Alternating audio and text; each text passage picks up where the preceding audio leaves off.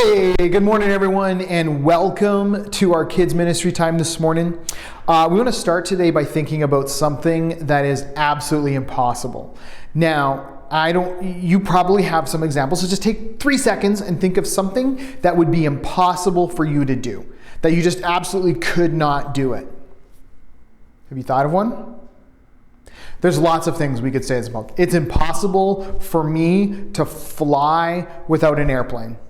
It's impossible for me to hold my breath for more than 5 minutes.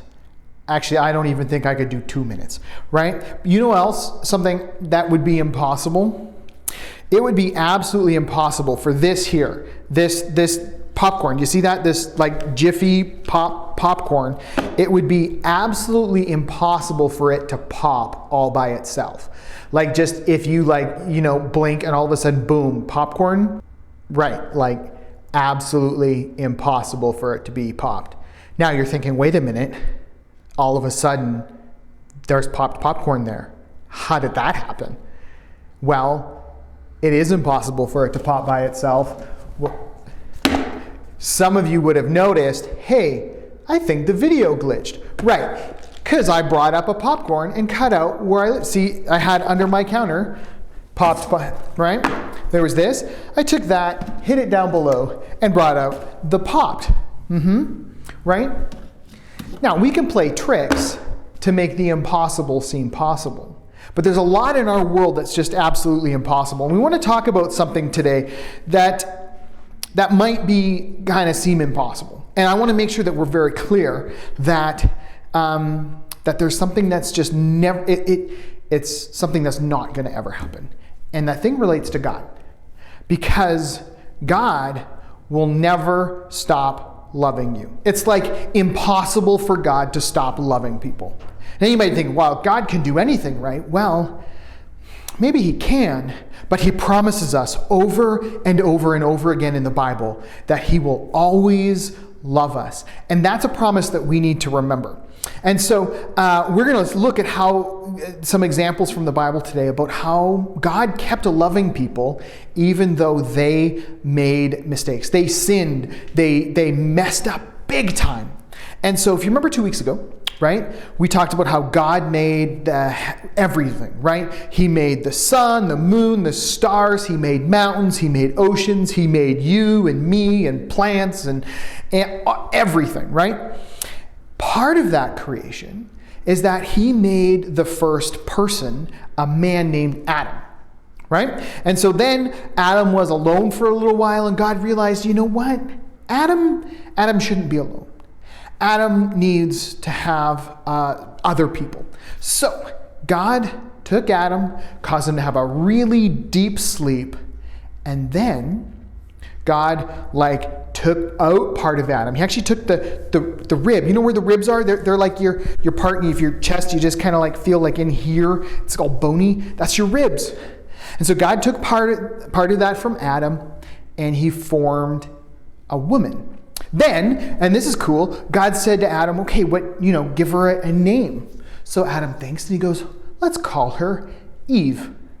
And so we have Adam and Eve, the very first family the very first family. And they were living in a garden, and life was pretty good. And it was full of trees and other plants and all kinds of stuff that they could eat. And God said to them, you can eat from any tree except one. Right? Some of you know this story, that there was one tree in the garden that God said, do not under any circumstance eat from this tree. This tree was known as the tree of the knowledge of good and evil. And so God made the garden beautiful. It provided everything for them. And the only thing God said, only one thing don't do, and that was eat from that one tree. And so a little while later, Satan comes along. And he's in the form of a snake. Right? I don't know how you feel about snakes. I know a lot of people kind of afraid of snakes. They just don't like snakes. Maybe that relates back to Genesis chapter 3, right? Satan comes in the form of the snake, and he comes to Eve and he tempts her. He says to her, look at this fruit. It is so beautiful. It is so delicious looking. It is so tasty. You should eat it. And Eve goes, God said no. God said if we eat from that fruit, we will die. And of course, Satan goes, no, Eve, you're so silly. That's so ridiculous. God didn't say that. God, you won't die. You will just become like God. You will have knowledge, and God doesn't want you to know all the things that God knows. So you should take a bite. And Eve looks at it and sees that it looks delicious and it's super tasty looking, and so she eats it. And then she gives some to Adam, and he eats it too. And then they were both, suddenly their eyes were open. They became aware of all this. They had shame in their life. They realized that they'd done stuff wrong. And God comes and meets them in the garden and is going to punish them. And he punishes them differently in different ways. But one thing they both had in common, God wasn't going to break their family up. God was going to keep them together, but they both had to leave the garden. Now their new life, their new reality after sin is that they couldn't live in the garden anymore. So God sends them out on their way. And they begin starting a new life outside the garden. They've got to start growing their own food. They've got to find their own place to live. They've got to do all this hard work. Well, quite a while later, Adam and Eve have two sons. One is named Cain and the other is named Abel. And both of them are one of them actually is more of a farmer. He starts developing crops, right? Cain was his name. He works with the plants. Abel, he started farming animals. And so he's got herds. And when it came time to bring offerings to God, they each brought offerings from what they were cultivating, right? So Cain brought fruit and produce.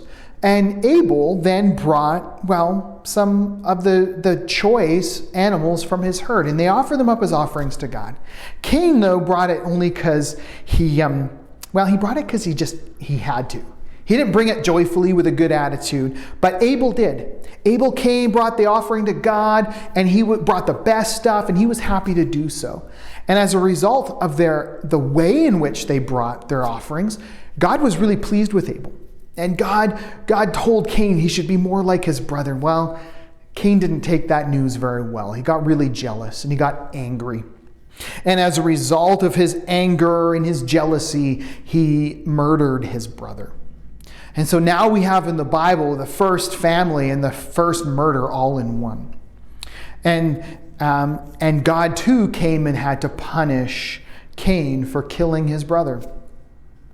But the Bible also tells us that in all of that, even though Adam and Eve sinned, and even though Cain sinned, God still loved them. And God took care of them and provided for them in really cool ways and important ways. But they still had the consequences of their sin. And so here's what I want us to do real quick. If you got the downloads, you've got a page that looks like this. What I think would be good for us today to do is actually draw a picture of your family. That's why I have my whiteboard here. Grab some markers. So if you know, some of you know my family, you know there's, disclaimer. I'm not the best artist even in my family, right? Like my kids will watch this and they'll go, Dad, we're better drawers, which is true. They're really good artists. But so here's my family, right? You got me, all right? Right? Did you? That's me, all right? And I'll be smiling, okay? And we've been stuck in the house. Boy, I look like I have horns. We're just gonna give me hair, lots of hair, because I'm overdue for a haircut, right? And there's my wife, and I know I just only draw starfish. People you'll be okay, and she's gonna smile too, and she's got longer hair. Mm-hmm.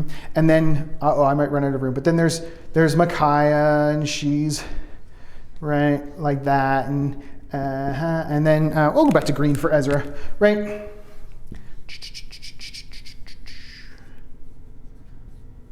He's got okay, and last of all, hopefully she's still in frame. Then we've got Joella. Okay, she's always super smiley. Okay, and we're gonna give her glasses, right? And she's got the long hair. Okay, great. There's my family. Okay, you can take all the time you want. You've got all day to draw your family. I'm just doing this one quick. Okay, so there's my family. What does your family look like? It might be only 3 of you. It might be 2 of you. Might be small. Might be large. Might be just one parent, it might be two, it might be whatever. Here's the important thing about our family. I want you to draw your family, I want you to look at it. And I want you to remember that all your children have hair. No, that's not the reminder. What I want you to do is look at your family and remember this. God loves each and every member of your family very much. God loves them all, right? God loves them equally. God knows the way they've done things that have bothered you this week. But you know what? God also knows the ways you've bothered your family this week. And God loves you all very much. So here's what I want you to do. Not only draw your family this week and be reminded that God loves each member, but I want you in some point today to go to each member of your family and say, hey, whoever it is, mom, dad, brother, sister, whatever, hey, God loves you, right? And then give him a big hug. Be like, if God would want to give you a hug too, right? Don't give him a big hug and say, hey, don't forget, God loves you. Because that's very, very true. And I hope and trust that they will say the same thing back to you. Because that really is the most important lesson for us today. But there's a few things, right? Sometimes when we feel guilty about something or when bad stuff happens, we can easily forget that God loves us as much as he does. So one way we can remember that is to be reminded of the promises throughout the Bible that tell us again and again that God loves us. And hopefully, and really the idea and the plan with all of that is that when we're reminded that God loves us, right? God loved us so much that he sent his son Jesus for us.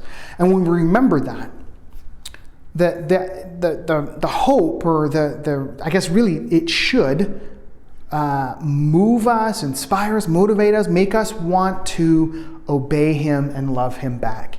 And so that's another one of our action points for this week. If you get your field notes, you'll know that one of the things for the older group is we've got in here a whole bunch of different Bible verse references. And I'd encourage you to look them up, and then you can kind of unscramble what the instruction is that God is asking you to obey. You might find it say something like, be patient, or be thankful, or obey your parents.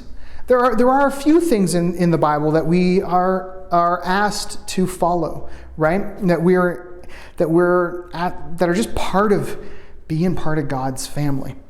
And so, if you're a younger one, you're going to do a sheet that looks more like this. You'll actually find that you've got a matching game where you can look at what is the instruction from the Bible and which verse does it come from. So I encourage you to take some time and do that and look at some of the not just the reminders in the Bible that God loves us, but some of the ways to act on that love. Some of the things that we're called to obey and respond to because God loves us. All right? Thanks for spending time with us this morning. Have a great week. And no matter what, remember, God loves you very much. We'll see you next week.